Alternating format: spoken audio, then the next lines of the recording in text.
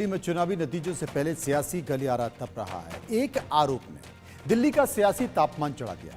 आरोप अरविंद केजरीवाल ने बीजेपी पर लगाए हैं।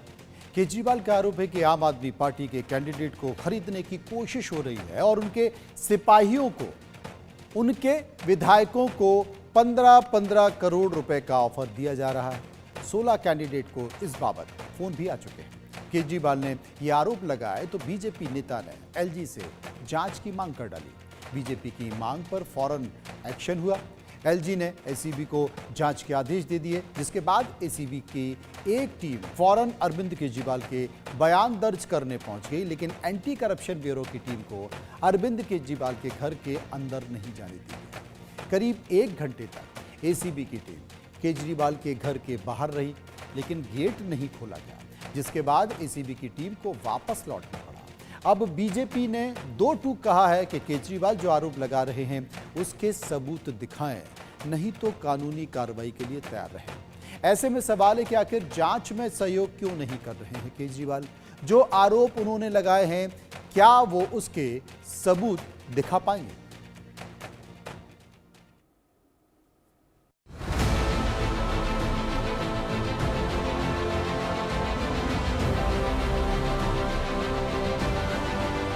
दिल्ली का दंगल कौन जीतेगा? किसके सिर सत्ता का ताज सजेगा? चुनावी लड़ाई में कौन बाजी मारेगा? इन सवालों का जवाब कल नतीजों के बाद मिलेगा।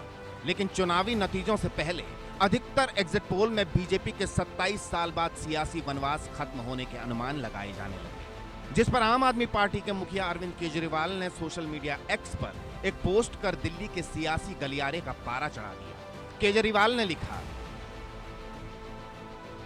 कुछ एजेंसीज दिखा रही हैं कि गाली गलौज पार्टी की 55 से ज्यादा सीट आ रही हैं। पिछले 2 घंटे में हमारे 16 उम्मीदवारों के पास फोन आ गए हैं कि आप छोड़ के उनकी पार्टी में आ जाओ, मंत्री बना देंगे और हर एक को 15-15 करोड़ देंगे।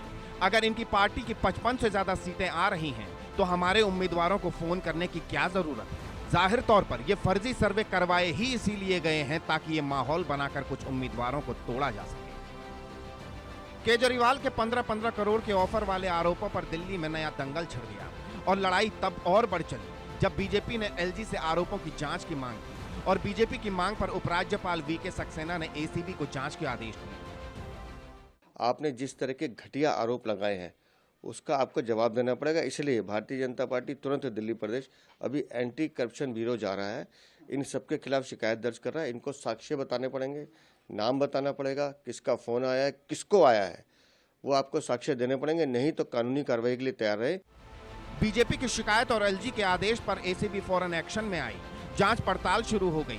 15-15 करोड़ का सच पता लगाने के लिए एसीबी की टीम अरविंद केजरीवाल के घर पहुंच गई, लेकिन जांच के साथ ही सियासत भी शुरू हो गई।